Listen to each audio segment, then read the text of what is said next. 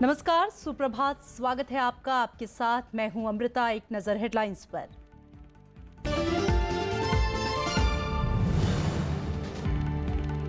नए राष्ट्रपति रामनाथ कोविंद 25 जुलाई को लेंगे शपथ। संविधान की मर्यादा बनाए रखने का वादा। राष्ट्रपति, प्रधानमंत्री और कांग्रेस अध्यक्ष समेत अनेक हस्तियों ने दी बधाई।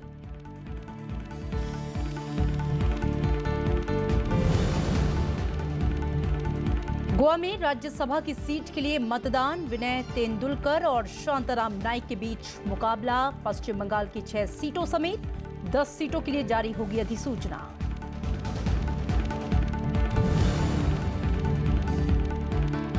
नागालैंड विधानसभा में मुख्यमंत्री जेलियांग का विश्वास मत आज। 47 विधायकों के समर्थन का दावा। लीजीएसयू ने बर्खास्तगी को बताया अवैध।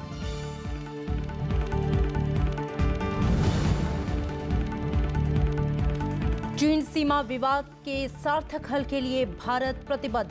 विदेश मंत्री ने कहा, बातचीत के लिए दोनों देशों को हटानी होगी सेना।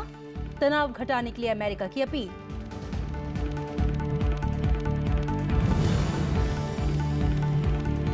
और आईसीसी महिला विश्व कप के फाइनल में पहुंचा भारत। इंग्लैंड से रविवार को खिताबी भिड़ंत। हरमनप्रीत की 171 रन की तूफानी पारी।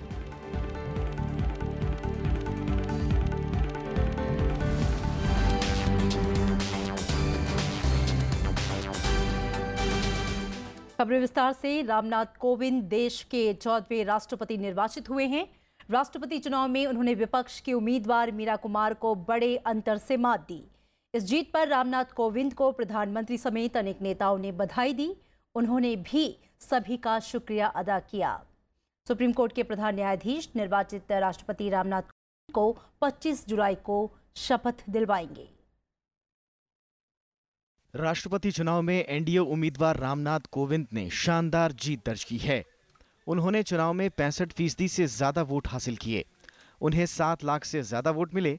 उन्होंने विपक्ष के उम्मीदवार मीरा कुमार को 3,34,000 से ज्यादा मतों से हराया। चुनाव के रिटर्निंग ऑफिसर अनूप मिश्रा ने इसका औपचारिक ऐलान किया। Hereby declare that Shri Ramnath Kovind, resident of 42 HIG Maharishi Dayanand Vihar, Phase 2, Kalyanpur, Kanpur, Uttar Pradesh, has been duly elected to the office of the President of India. Ramnath Kovind के पक्ष में 522 सांसदों ने मतदान किया। मीरा कुमार को 225 सांसदों ने वोट किया। 21 सांसदों और 56 विधायकों के वोट गलत मतदान के चलते अवैध घोषित किए गए।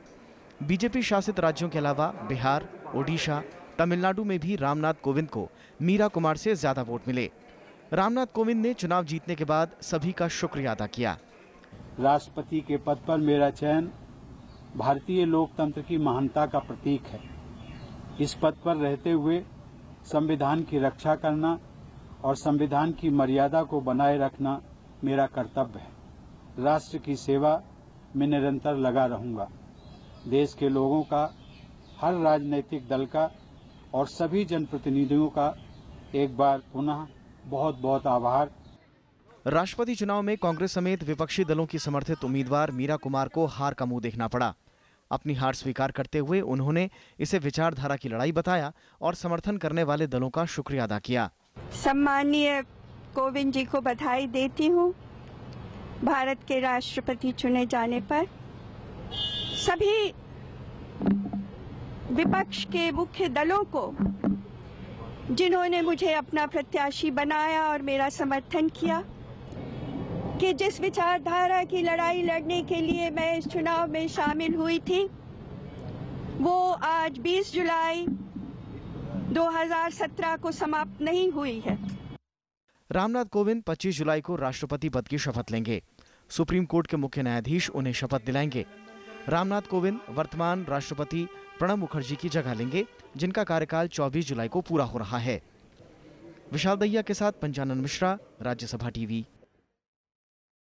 राष्ट्रपति चुनाव जीतने के बाद रामनाथ कोविंद के लिए कल बधाइयों का तांता लग गया। प्रधानमंत्री नरेंद्र मोदी, बीजेपी अध्यक्ष अमित शाह रामनाथ कोविंद से मिलने पहुंचे।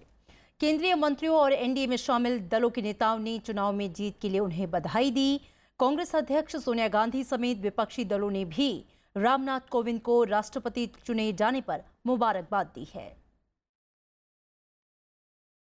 बहुत बहुत मन से उनको बधाई देती हूँ कि एक बहुत ही गंभीर स्वभाव का और अच्छा व्यक्ति आज राष्ट्रपति के पद पे बैठने जा रहा है, तो बहुत अच्छा लगा। मुझे विश्वास है रामनाथ जी का कार्यकाल इस सर्वोच्च संवैधानिक पद को एक और नई ऊंचाई देगा और गरिमा प्रदान करे। मैं फिर से एक बार रामनाथ जी को बहुत बहुत बधाई देता हूं। संविधान के मर्मज्ञ, भारत की राजनीति को समझने वाले हैं, संसदीय परंपरा को समझने वाले हैं, उनके बनने से बहुत ही खुशी है। उनका बहुत ही अभिनंदन। मुझे तो विशेष प्रसन्नता इस बात की है कि वो मेरी कॉन्स्टिट्यूंसी के निवासी हैं, तो इसलिए उनको मेरी हार्दिक बधाई, बहुत शुभकामनाएं। वो कानून के भी ज्ञाता है, संविधान भी उनको अच्छी तरह से मालूम है। People's representative all over India from all states, they have posed faith in Ramnath Kovind ji, and under his presidency, India will be scaling great. राष्ट्रपति का पद एक संस्था है, तो उनके लिए हमारा वही आदर होगा, वही सम्मान होगा, वही रिस्पेक्ट होगा, और उनको मैं बहुत बहुत बधाई देता हूँ। Now elections are over. Now he is the president of India, and we honor him, we respect him. He is the elected president of the country. आग लगी हुई है इस देश में, और ये आग ऐसी है जो हमारी जमहूरियत को, हमारे संविधान को भी नुकसान पहुंचा सकती है। ऐसे में हमको उम्मीद है कि जो राष्ट्रपति जी हुए हैं अपने गुड ऑफिसेज का इस्तेमाल करके और इस आग को बुझाने की कोशिश करेंगे। हम बधाई देते हैं देश के 14वें राष्ट्रपति रामनाथ कोविंद जी को। और एक नजर राष्ट्रपति निर्वाचित रामनाथ कोविंद के अब तक के सफर पर। रामनाथ कोविंद का जन्म उत्तर प्रदेश के कानपुर जिले में हुआ। 1 अक्टूबर 1945 को डेरापुर तहसील के एक छोटे से गांव परौंख में पैदा हुए रामनाथ कोविंद ने कानपुर यूनिवर्सिटी से बीकॉम और एलएलबी की पढ़ाई की। वकालत की डिग्री लेने के बाद उन्होंने दिल्ली हाई कोर्ट और सुप्रीम कोर्ट में 16 साल तक प्रैक्टिस की। रामनाथ कोविंद ने 1977 से 1979 तक केंद्र सरकार के कानूनी मामले संभाले। 1980 से 1993 तक वो केंद्र सरकार के स्टैंडिंग काउंसिल में थे। 1986 में उन्होंने दलित वर्ग के कानूनी सहायता ब्यूरो के महामंत्री का पदभार भी संभाला। समाज सेवा में जुड़े रहने वाले रामनाथ कोविंद बीजेपी दलित मोर्चा के राष्ट्रीय अध्यक्ष और अखिल भारतीय कोली समाज के अध्यक्ष भी रहे हैं। रामनाथ कोविंद दलित समुदाय से आते हैं और दलित नेताओं में उनका बड़ा नाम है। रामनाथ कोविंद 2 बार उत्तर प्रदेश से राज्यसभा सदस्य रह चुके हैं।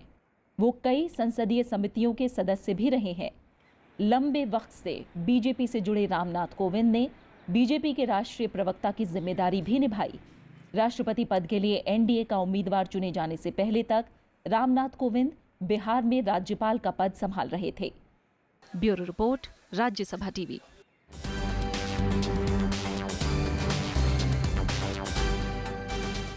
कुछ और खबरें। गोवा में राज्यसभा की एक सीट के लिए आज चुनाव होना है।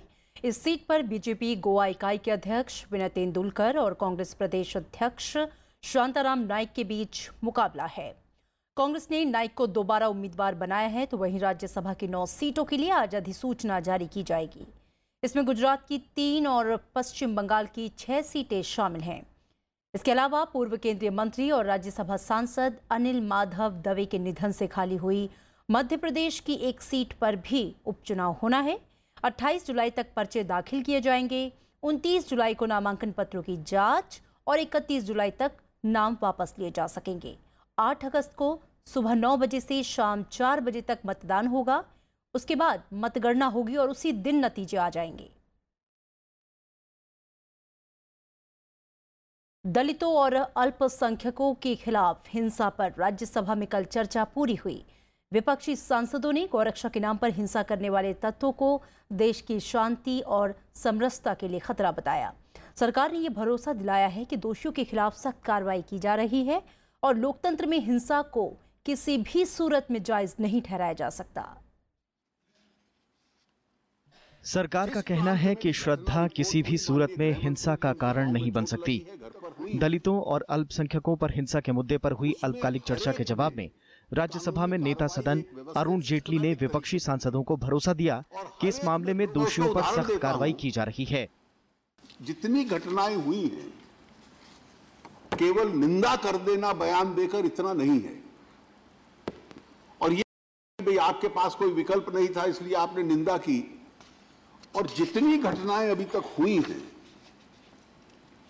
उसमें हर एक में कानूनी कार्रवाई एक व्यवस्थित सिस्टमैटिक तरीके से हुई और हर एक में लोग गिरफ्तार हुए और वो सारे गिरफ्तार लोग, अरेस्टेड लोग आज भी जेल में हैं। इससे पहले चर्चा आगे बढ़ाते हुए कांग्रेस सांसद कपिल सिब्बल ने गोरक्षकों को गाय के नाम पर हिंसा करने की जगह सीमा की सुरक्षा करने की चुनौती दी।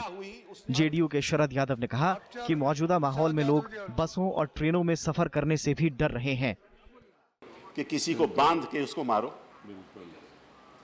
और फिर कहते हैं कि हम भारत माता की रक्षा कर रहे हैं, फिर कहते हैं कि हम भारत माता की रक्षा कर रहे हैं। मैं चुनौती देता हूं, अगर भारत माता इतनी ही प्यारी है तो जाओ ना सरहद पे लड़ो।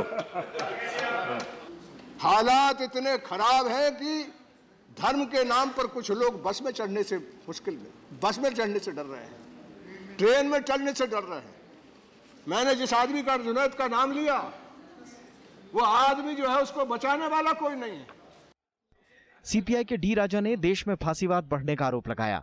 वहीं डीएमके के टीके इलांगोवन ने गाय रक्षा के नाम पर हिंसा नहीं थमने के लिए सरकार की आलोचना की। This is what I am saying. It is part of a project insurrection. It is part of an ideology. It is part of a political theory. I call it Manuwadi fascism. I wrote about that. It is Manuwadi fascism. Mob lynching is attacking a single person by a group of people with an intention to promote a religious cause. That is wrong. नाम निर्देशित सदस्य KTS तुलसी ने भीड़ हत्या को सांप्रदायिक अपराध करार दिया, तो निर्दलीय सांसद राजीव चंद्रशेखर ने हर संप्रदाय की धार्मिक भावनाओं का सम्मान करने पर जोर दिया।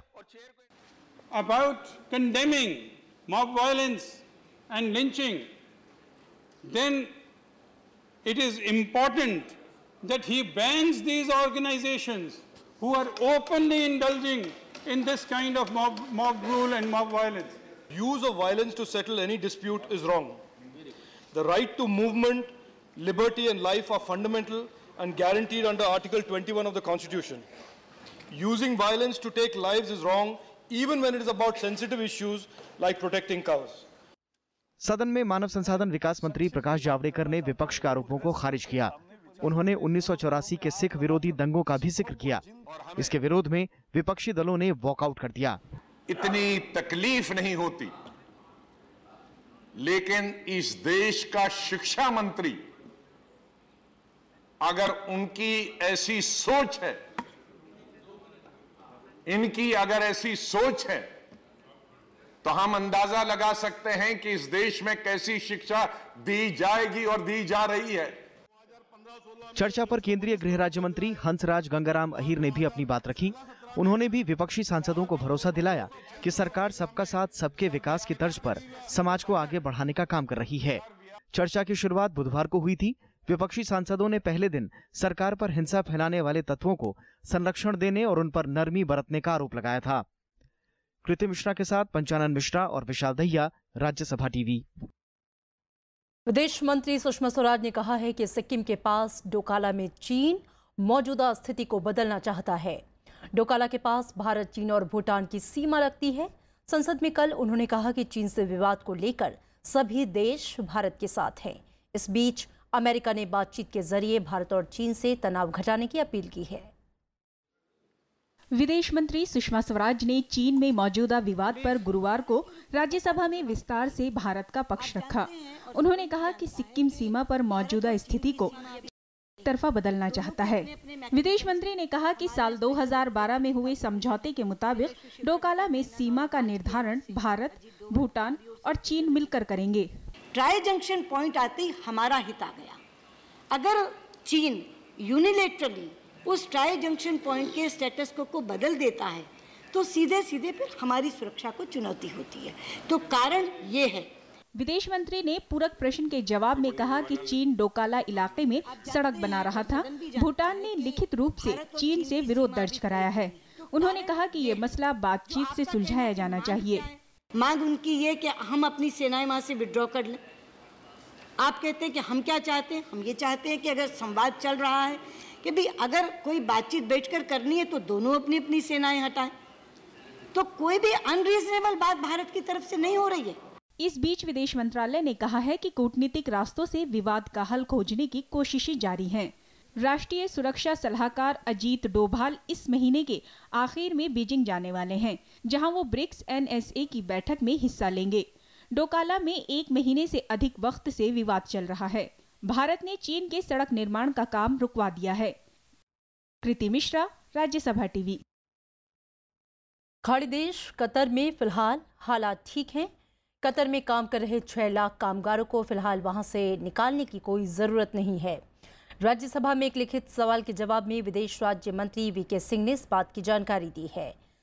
सऊदी अरब, मिस्र, संयुक्त अरब अमीरात और बहरीन ने कतर के साथ अपने संबंध खत्म कर लिए हैं। सऊदी अरब ने कतर के साथ हुए हर तरह के समुद्री और हवाई रिश्तों को भी तोड़ दिया है। इन देशों का आरोप है कि कतर IS और अल-कायदा जैसे आतंकी समूहों का समर्थन करता है।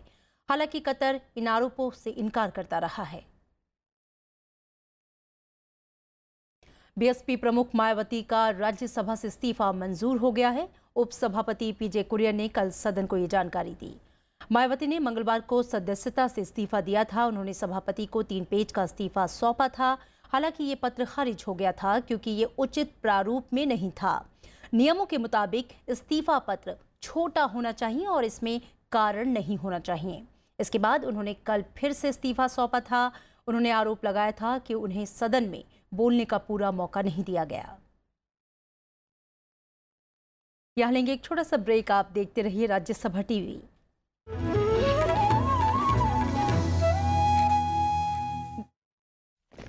आजादी की जंग लड़ने वाले मेरे दोस्तों, आजादी चाहिए तो उसकी कीमत खून देके चुकानी होगी। तुम मुझे खून दो, मैं तुम्हें आजादी दूंगा।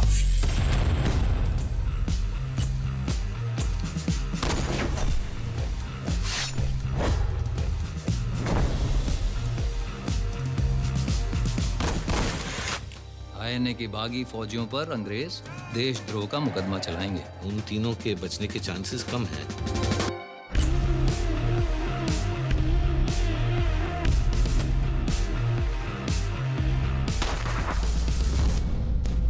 This trial and its judgment will be remembered throughout history.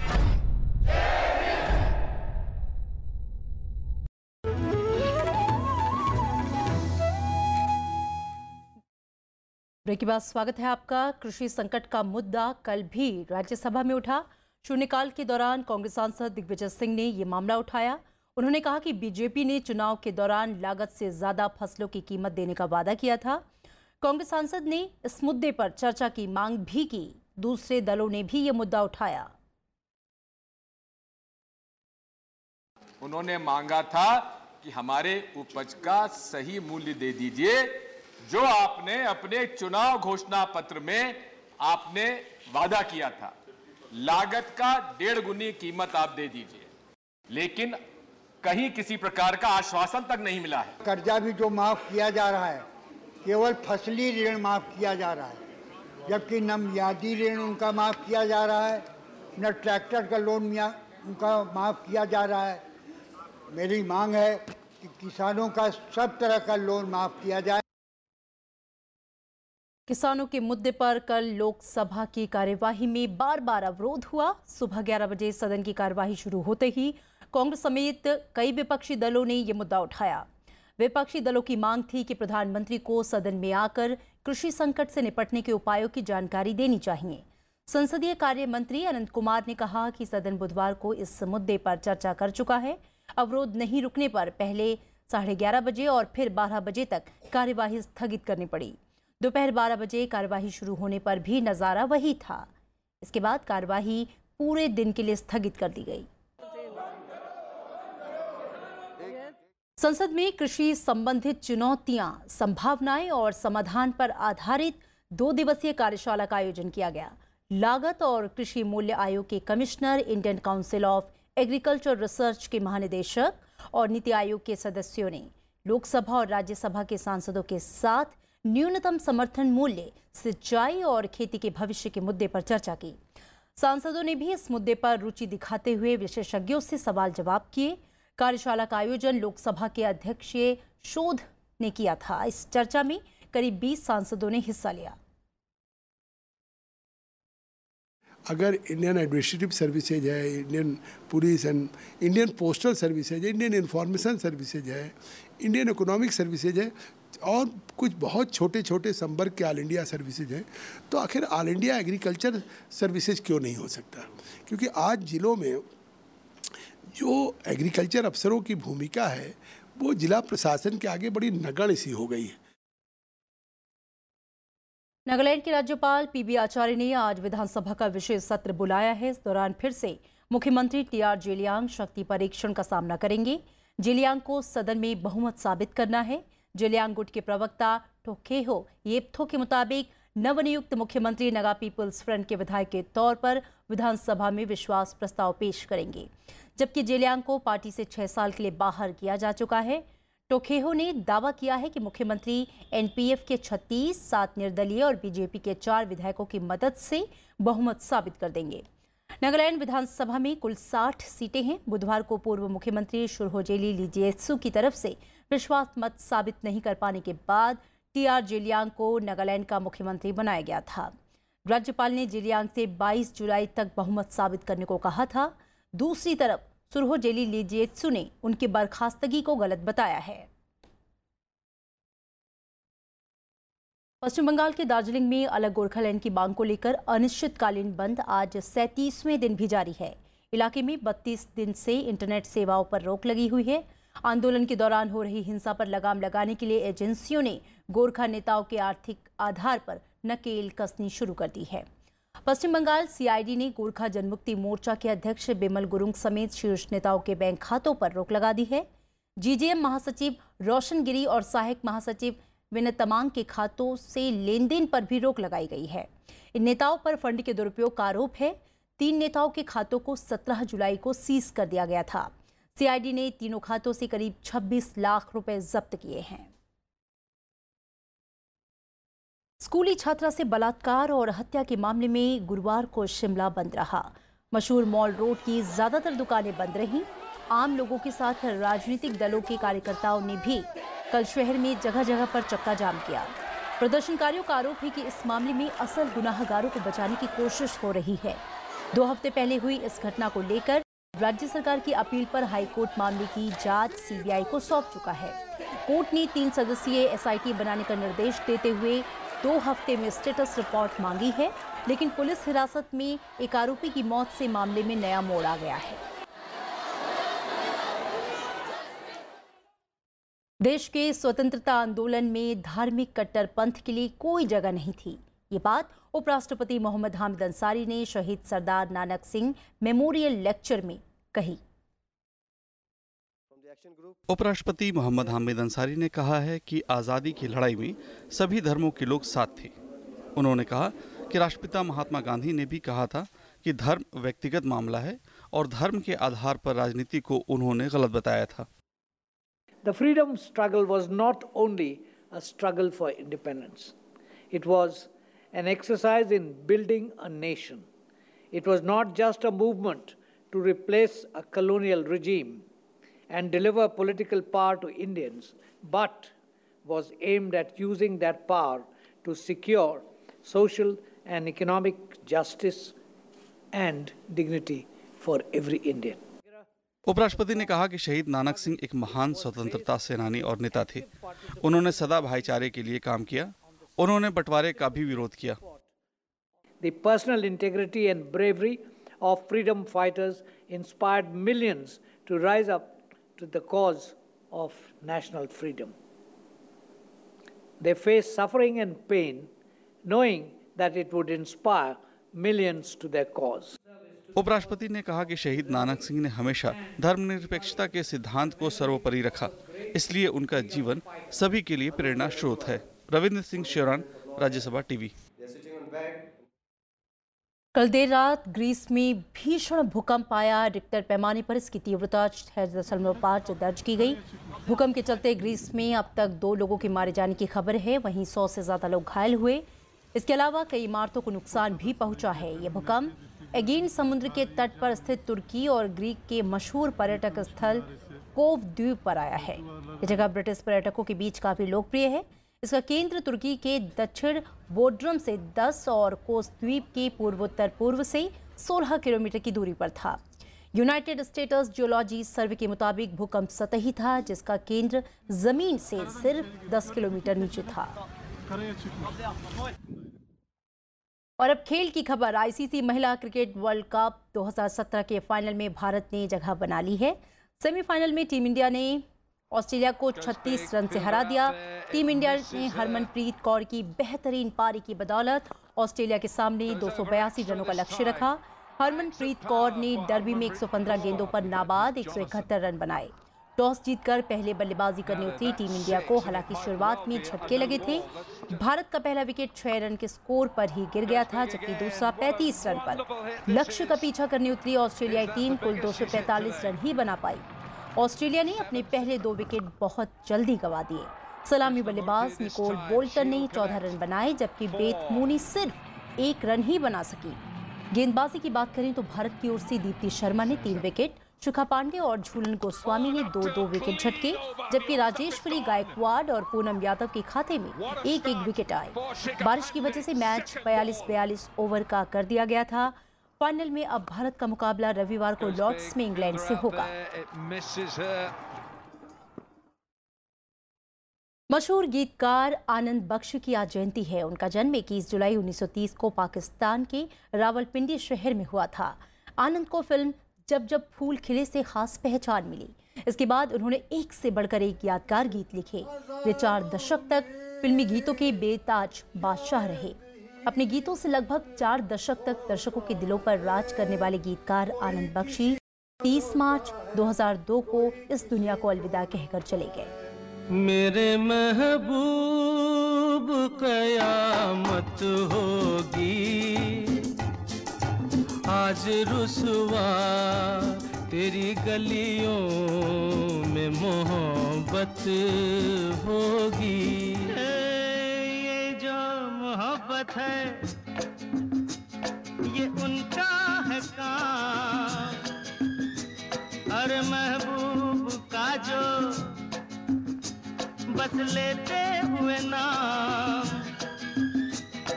मर जाए मिट जाए हो जाए बदनाम, रहने तो छोड़ो भी जाने दो यार, हम ना करेंगे प्यार, रहने तो छोड़ो भी जाने दो यार। और चलते चलते एक नजर हेडलाइंस पर।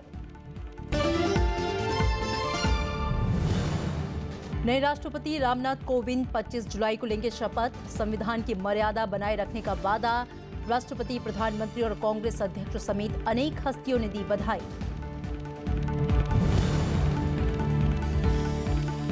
गोवा में राज्यसभा की सीट के लिए मतदान। विनय तेंदुलकर और शांताराम नाइक के बीच मुकाबला। पश्चिम बंगाल की 6 सीटों समेत 10 सीटों के लिए जारी होगी अधिसूचना।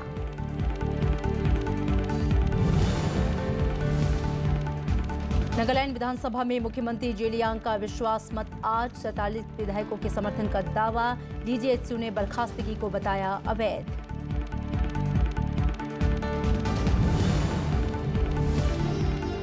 चीन सीमा विवाद के सार्थक हल के लिए भारत प्रतिबद्ध। विदेश मंत्री ने कहा, बातचीत के लिए दोनों देशों को हटानी होगी सेना। तनाव घटाने के लिए अमेरिका की अपील।